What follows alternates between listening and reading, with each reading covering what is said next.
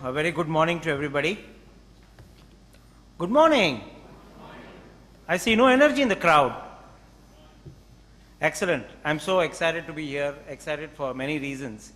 So thanks to CII for having me here. And in fact, thanks to Ashok Bhattavasalam.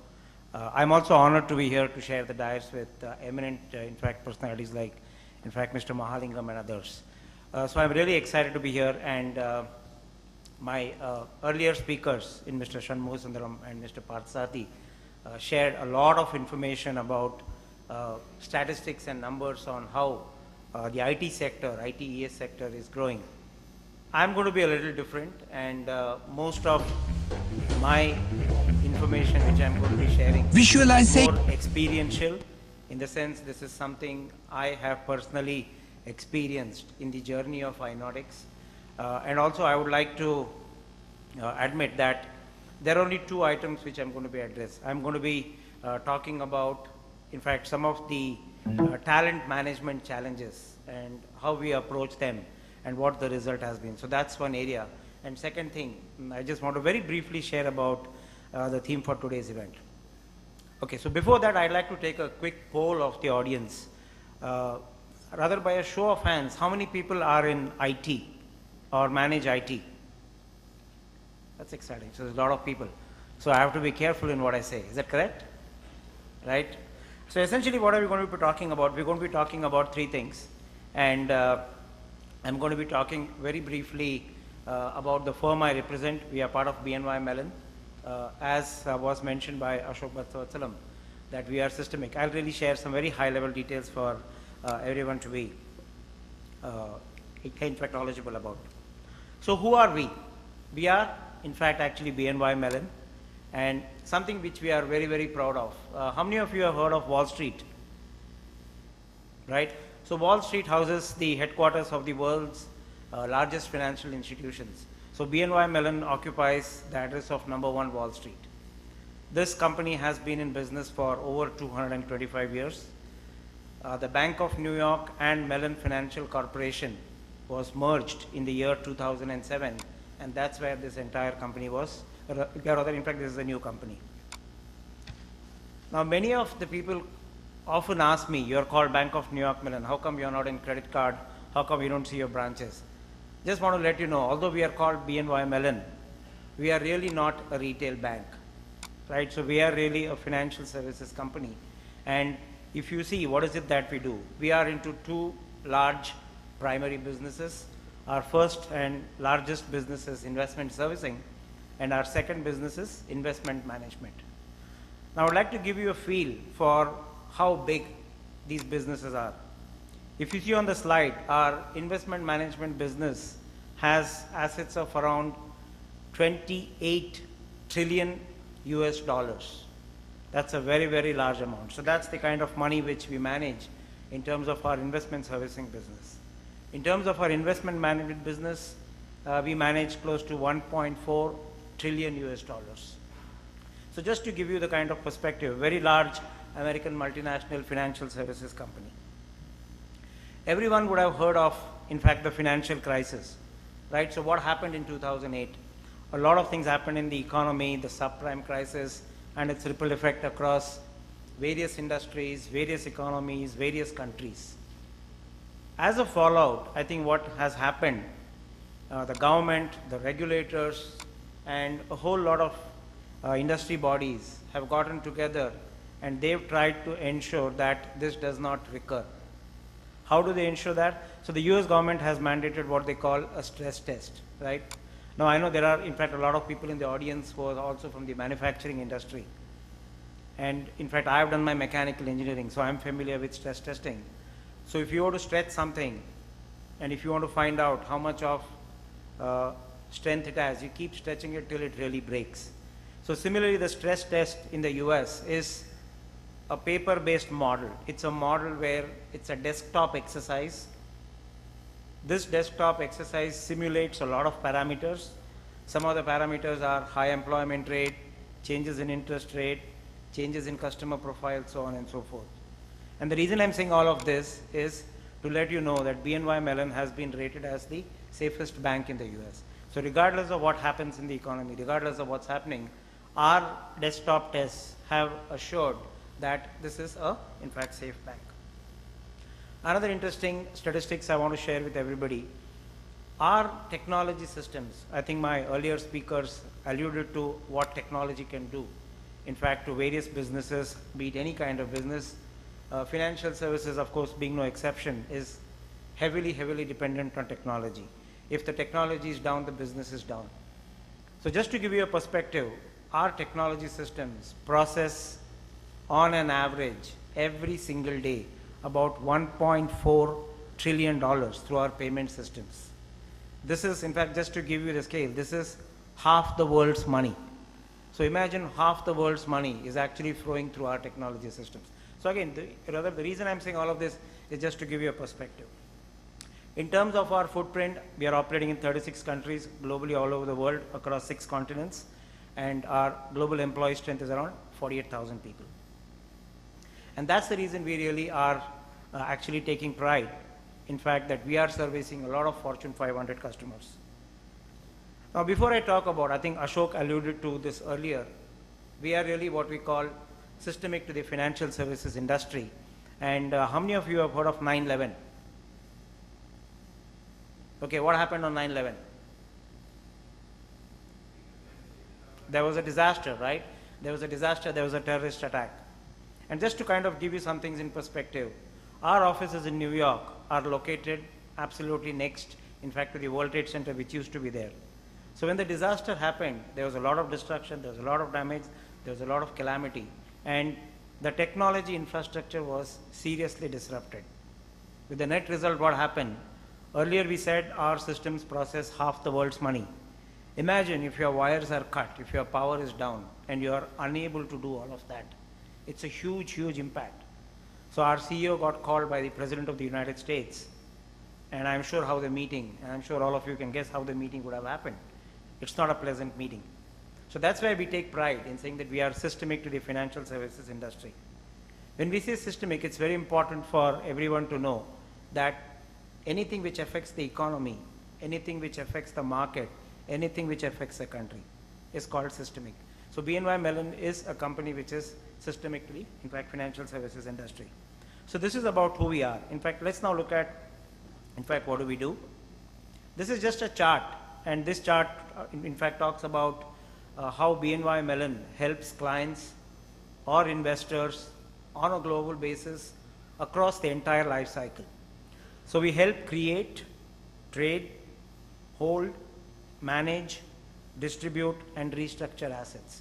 So this is really our primary business. Effective 23rd of last month, we launched a new brand. So we are going to be focusing very heavily on supporting our new brand. And this is the primary business. We are one company across many lines of businesses. And in fact, many of the information you see on the chart are the global businesses that we support, right? So this is about our parent company. Now let's look about iNautix. So iNautix is the fully owned GIC. I know NASSCOM does not like to rather use the word captive. In fact, so we are called the Global In-House Center. So we are the Global In-House Center for BNY Mellon. We started our operations in 2001. We started our operations in Tidal Park. That's our single largest facility. We are the single largest occupier in Tidal Park in Chennai. We have grown in Tidal Park. We have grown in S&S. Those are our 2 facilities in Chennai. And effective of, in fact, November of 2011, we also started our operation in Pune. So we're based out of Chennai and Pune. And along the journey, I mean, we've been doing a lot of services, and our growth has been entirely organic. So we are almost from 0 to 5,000. And this journey has been really exciting.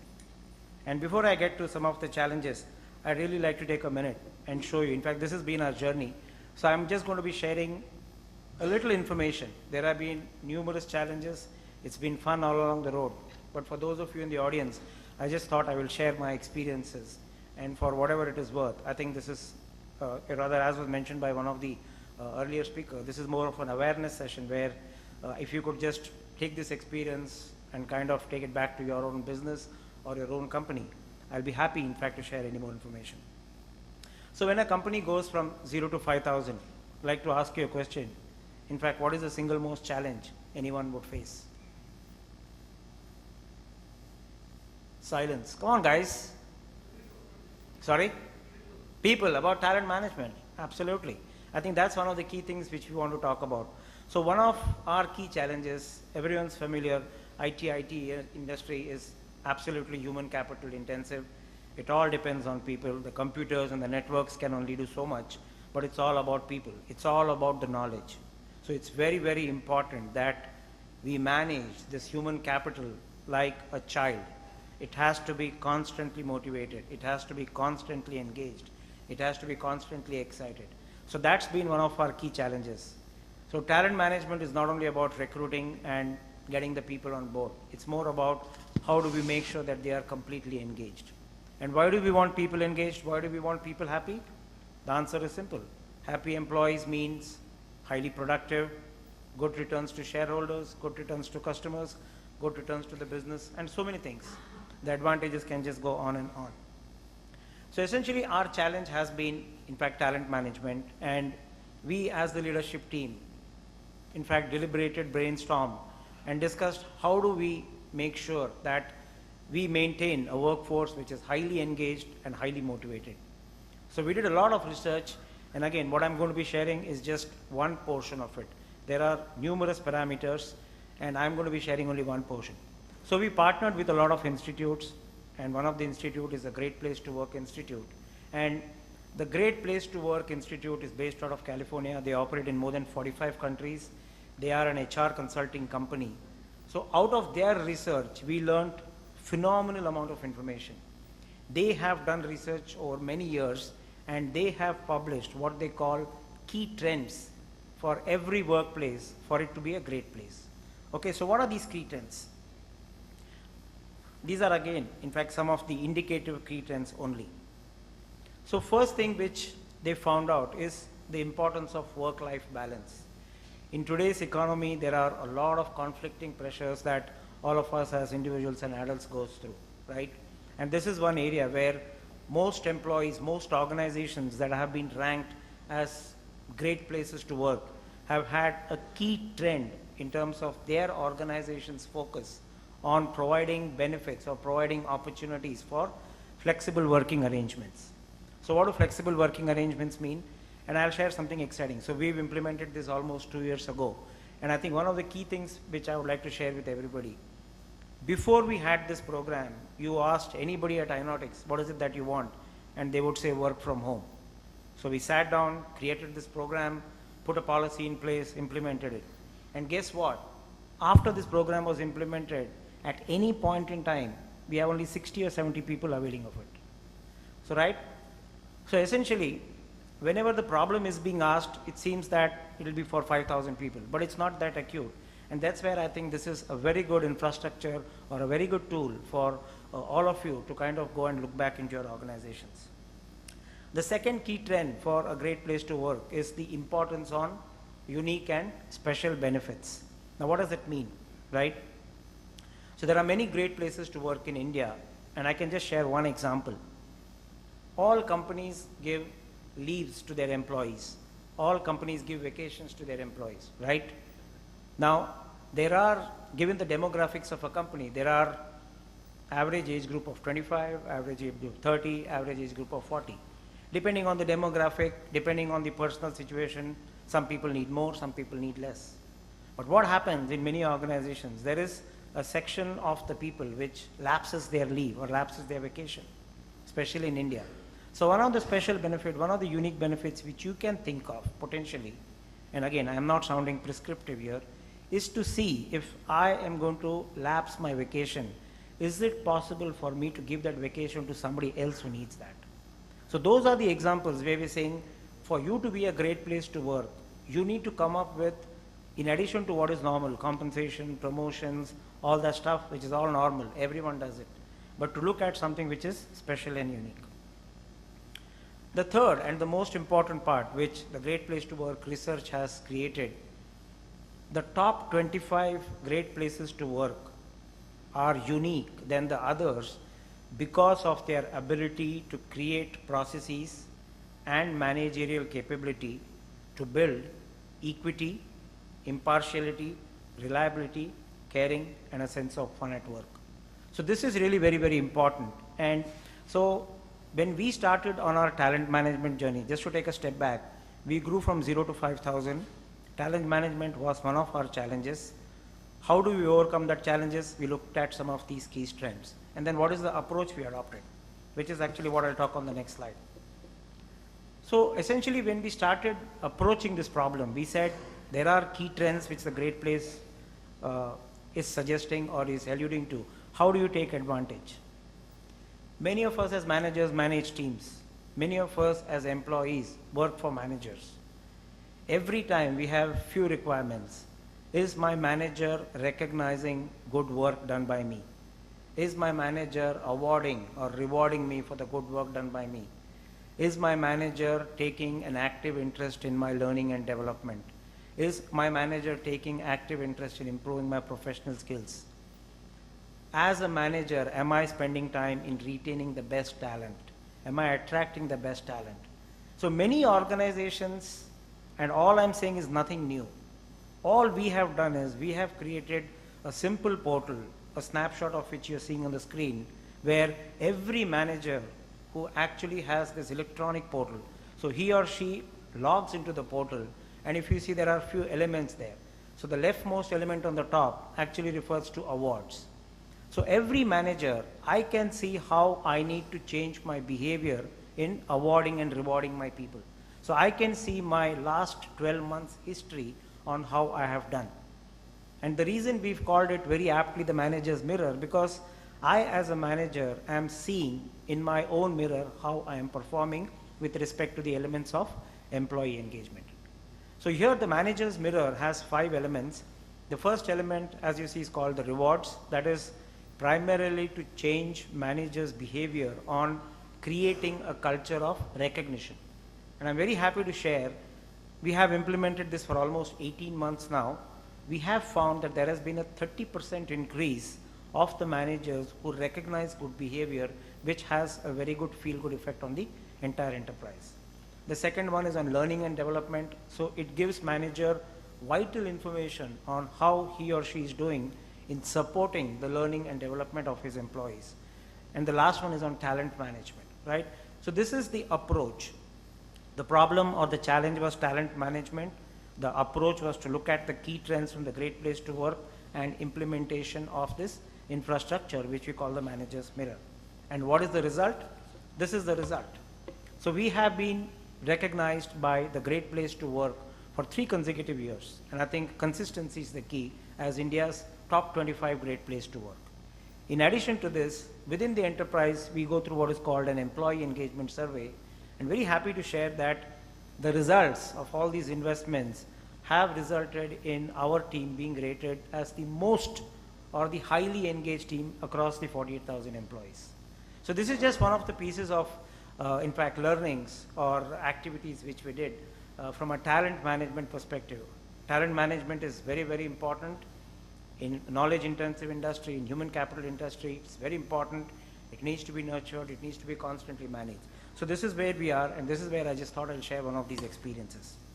And I'll sum up my talent management, in fact, speech by saying talent management is not only about hiring and retaining people. Most people confuse talent management with getting the people and retaining them. No, it is much more than that.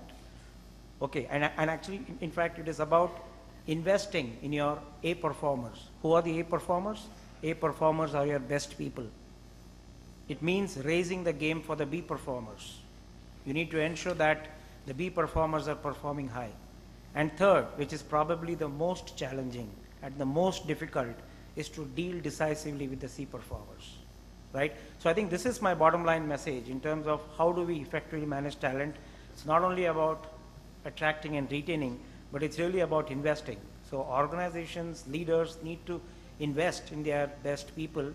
They need to raise the bar. They need to change the game for the B players, and more importantly, take decisive actions on C category players. So this was about the talent management. I'll now move on to the next item, which is really the theme of this conference, which is about, are you learning as fast as the world is changing?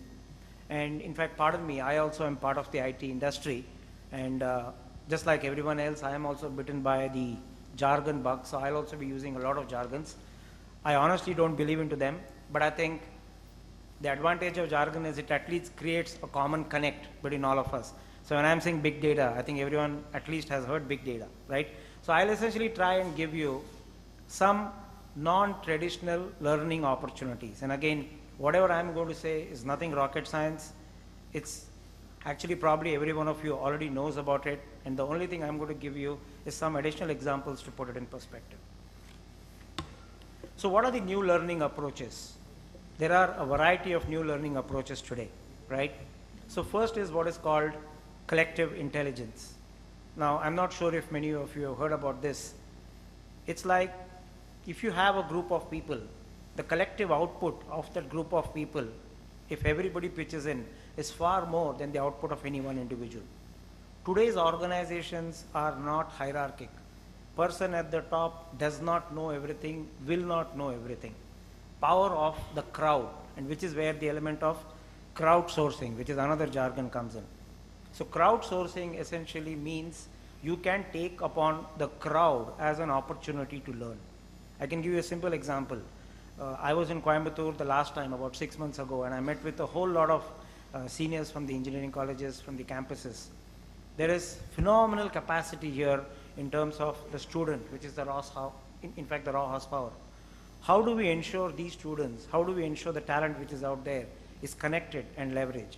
Today, there are a lot of common portals out there wherein you could put in a piece of work, somebody in the crowd, be it Coimbatore or Chennai or anywhere, can pick it up, somebody else can review it, he or she could get paid for it and be done. So this is a completely different approach to what we conventionally learn.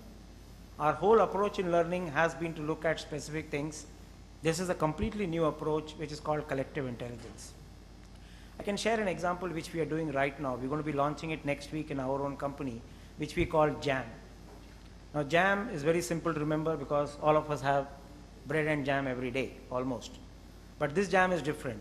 This is a concept pioneered by IBM, and all it talks about is when you are a fairly large organization, how do you get people to collaborate and share ideas on a common portal? Very similar or very akin to blogging. So this is something which we are trying. We have around 9,000 people in India across technology teams and across our business operations. So we are going to create a jam session wherein all people are going to be talking about the ideas. And the way we are going to stir up this conversation is put the business problems out there and ask people to give their ideas. Once that is done, people can vote, saying, I like the idea, I don't like the idea. This is something unheard of. And these days, that's where we can really put technology to use. Imagine if you had a paper pencil based model or a meeting model, just practically impossible to get 9,000 people. But with technology, with people working 24/7, you can leverage this infrastructure, and this is what we call collective intelligence or crowdsourcing. The second is around big data. Again, big data to many people would mean many things, but I'd just like to leave you with a very simple thought. Over the last 3 years, the world has generated electronic data, which it has generated over the last 20 years. So these days, there is a lot of data which is being collected. Phenomenal amount of data is being collected. From a big data perspective, what is important is everybody, all of us as business leaders, project leaders, managers, human resource people, this offers a huge opportunity for you to make your decisions based on the evidences that lie in it. Most of us have a gut feel or a judgment, right, or a commonsensical approach. Big data is actually going to be really helping us take evidence-based decision. So that is something I would like every one of us to look at, saying that if you're sitting on a lot of data, just forget about the technology. There is technology. There is a lot of new technology coming out there. There is Hadoop, there is open source, there is non-open source, a lot of technologies out there.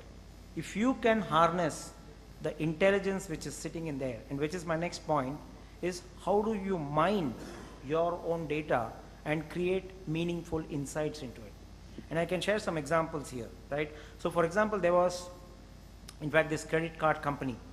So credit card company, all of us have credit cards. Credit card companies are very, very scared about frauds.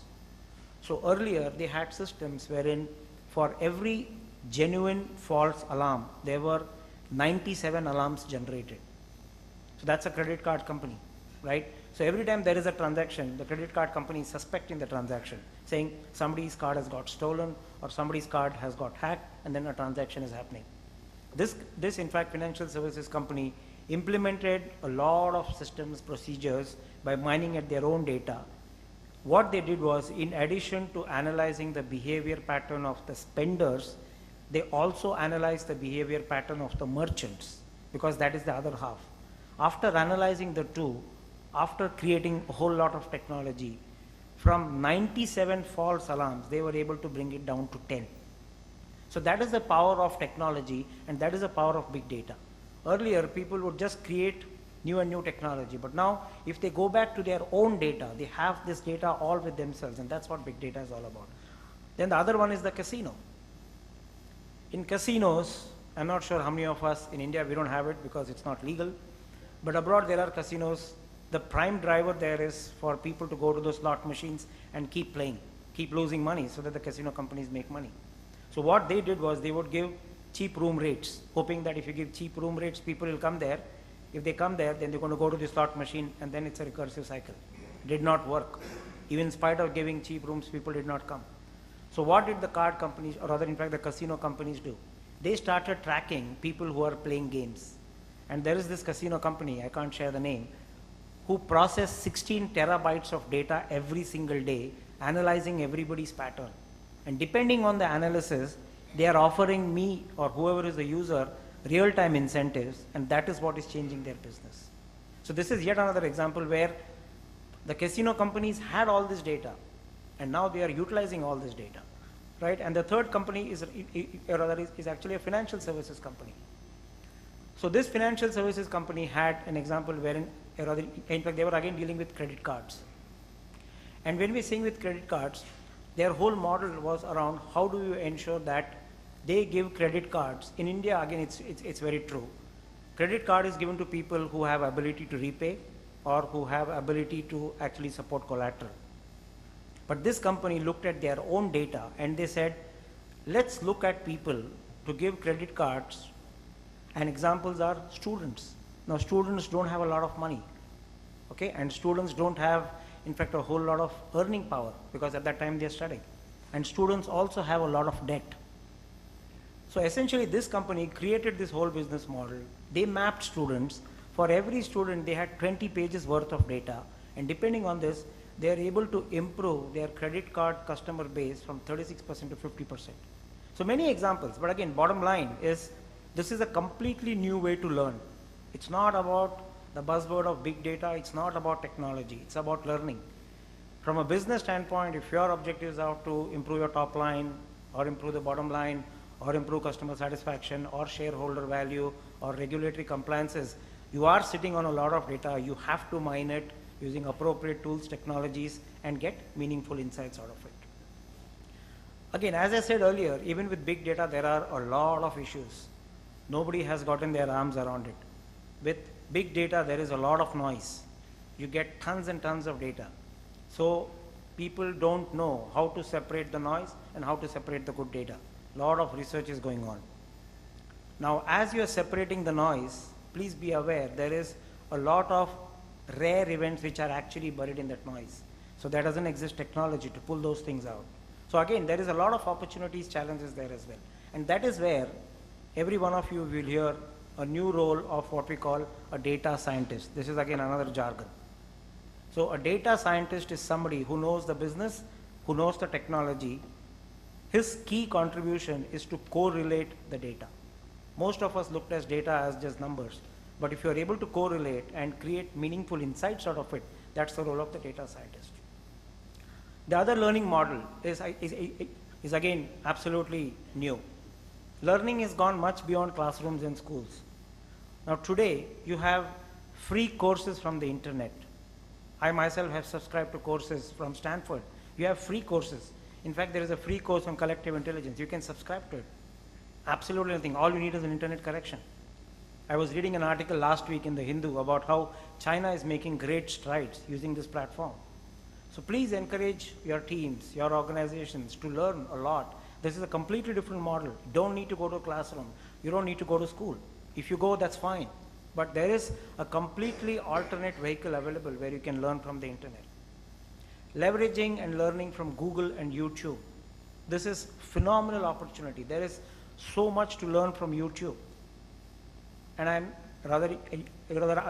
actually so disappointed to share that when we have infrastructure like YouTube's in the financial services industry, in our own industry, sometimes it's not easy because that's where the conflict comes between security and learning, right? And this is where I'd like to actually show you a small video. And this video is so profound. This video is related to big data and a very emerging area in IT which is called data visualization. So if I were to ask you to visually show me the history of 200 countries over 200 years in 4 minutes, can you do it? The answer is no. The days are gone beyond pie charts and graph charts. And please take a look at this video. And I think this is a fantastic opportunity where everyone can see how he or she can really create and use these advantages. Can we play the video?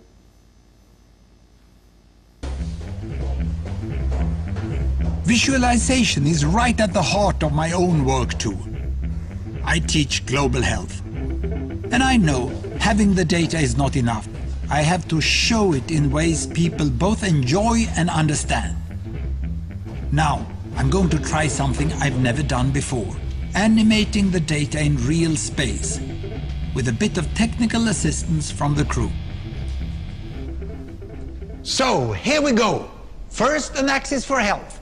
Life expectancy, from 25 years to 75 years. And down here, an axis for wealth, income per person, $400, $4,000, and $40,000. So down here is poor and sick, and up here is rich and healthy. Now, I'm going to show you the world 200 years ago, in 1810. Here come all the countries. Europe brown, Asia red, Middle East green, Africa south of Sahara blue, and the Americas yellow. And the size of the country bubbles show the size of the population. And in 1810, it was pretty crowded down there, wasn't it? All countries were sick and poor. Life expectancy were below 40 in all countries.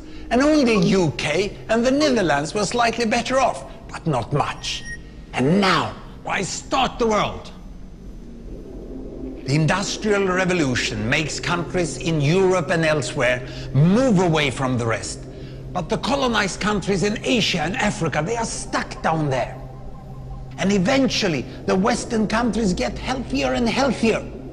And now we slow down to show the impact of the First World War and the Spanish flu epidemic. What a catastrophe! And now I speed up through the 1920s and the 1930s. And in spite of the Great Depression, Western countries forge on towards greater wealth and health. Japan and some others try to follow, but most countries stay down here. Now, after the tragedies of the Second World War, we stop a bit to look at the world in 1948. 1948 was a great year. The war was over, Sweden topped the medal table at the Winter Olympics, and I was born. But the differences between the countries of the world was wider than ever. United States was in the front, Japan was catching up. Brazil was way behind, Iran was getting a little richer from oil, but still had short lives. And the Asian giants, China, India, Pakistan, Bangladesh and Indonesia, they were still poor and sick down here. But look what is about to happen. Here we go again. In my lifetime, former colonies gained independence, and then finally they started to get healthier and healthier and healthier. And in the 1970s, then countries in Asia and Latin America started to catch up with the Western countries. They became the emerging economies. Some in Africa follows. Some Africans were stuck in civil war and others hit by HIV. And now we can see the world today in the most up-to-date statistics. Most people today live in the middle, but there are huge differences at the same time between the best of countries and the worst of countries. And there are also huge inequalities within countries. These bubbles show country averages, but I can split them. Take China, I can split it into provinces. There goes Shanghai. It has the same wealth and health as Italy today. And there is the poor inland province Guizhou. It is like Pakistan. And if I split it further, the rural parts are like Ghana in Africa. And yet, despite the enormous disparities today, we have seen 200 years of remarkable progress. That huge historical gap between the West and the rest is now closing. We have become an entirely new converging world. And I see a clear trend into the future. With aid, trade, green technology and peace, it's fully possible that everyone can make it to the healthy, wealthy corner. Well, what you just seen in the last few minutes is a story of 200 countries shown over 200 years and beyond. It involved plotting of 120,000 numbers. Pretty neat, huh? So essentially this was in fact a video, and the purpose of showing this rather was essentially to see how you can learn from Google or YouTube, and more importantly the power of visualization techniques, right? So this is freely available. It's called the Joy of Stats, so everyone can please go and take a look at it. I know I'm running out of time, so my last item is essentially about innovation, and I just wanted to share something new and something which is happening out there. And this is in terms of what we call the, okay, can we have the slide please? Can we have the slide?